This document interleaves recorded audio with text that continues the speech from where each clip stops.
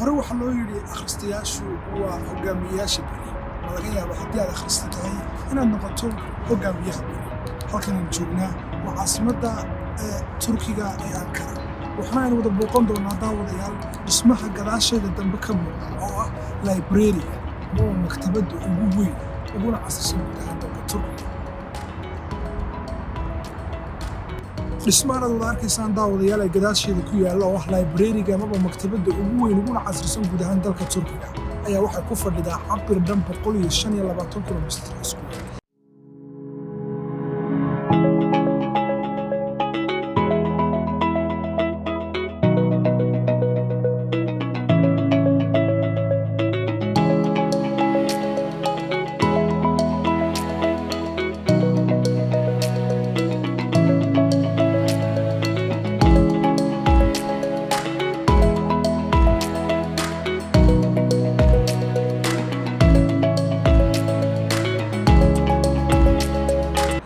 waxaana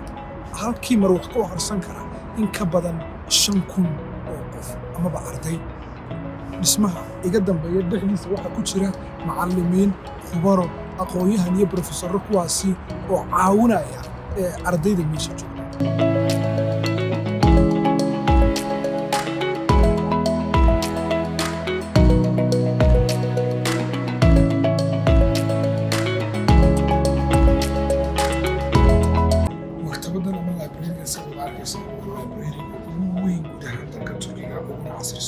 waxaa yaala in ka badan 4 milyan oo buug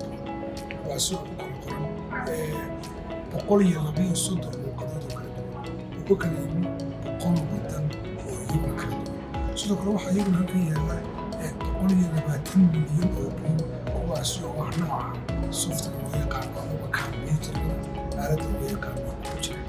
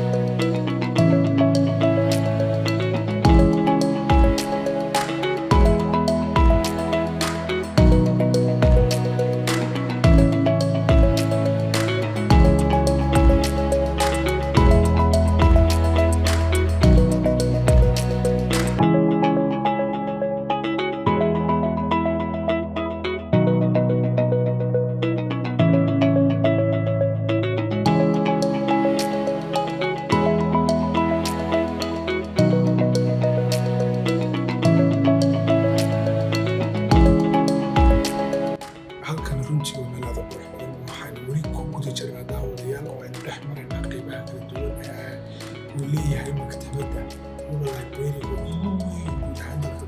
uuna casrisan. waxaa runtii cajiiba sidoo kale inaynu dhex joogno madaxtooyada dalka Turkiga. taana ilaawna waayo library-ga waxaa ku dhex yaala madaxtooyada dalka Turkiga. waxaan oo dhan soo dhow qurxiyo loogu talagalay ardayda dalkooda wax ku barta waayo markastoo aqoonta la xoojiyo nolosha horumarkeeda.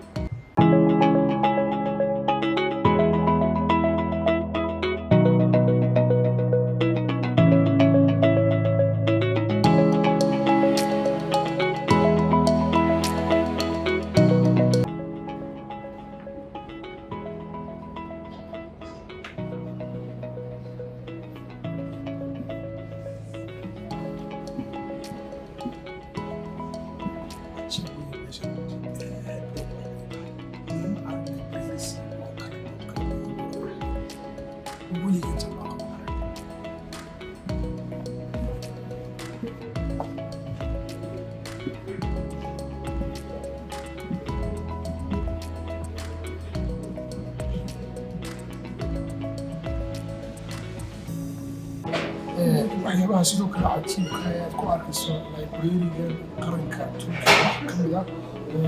arday kasta si free ama bilaasha iyo ardayda kafeega ama shaaha ama biyaha runtii waa wax cajiib oo ku arkay guud ahaan qaybaha kala duwan waxay u gaar tahay magaalada Ankara gaar ahaan librariga casriga ee hogaamintiisa iyo qurxintiisa uu leeyahay sababta ku shaqeyshaa halkan free waana lacag arday kasta wuxuu si dib yar u geliyaa waxa uu jecel yahay halkan ku qoran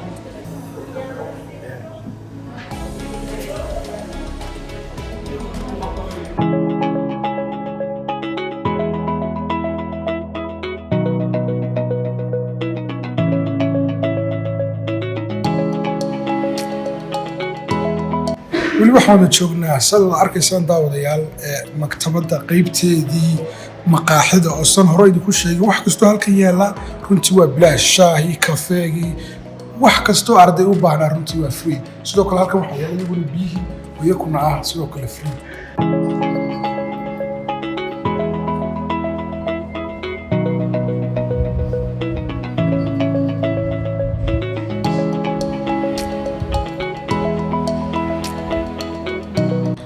dhismaha librariga ama maktabadda cusub ee dalka Turkiga ayaa waxa uu ku dhex yaalaa gudaha madaxtooyada dalka Turkiga oo aanu haatan ku sugannahay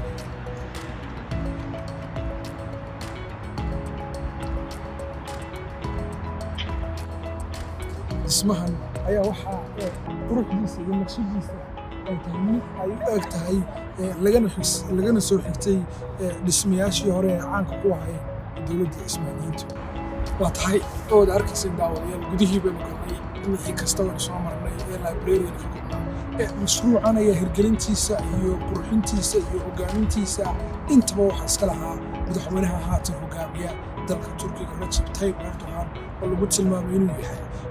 hogaamiyihii ama la oran karo mid ka mid ah hogaamiyaashii ugu wanaagsanaa ee abid soo maray gudaha dalka Turkiga iyo muslimiinta halkan joognaana waa madaxtooyada dalka Turkiga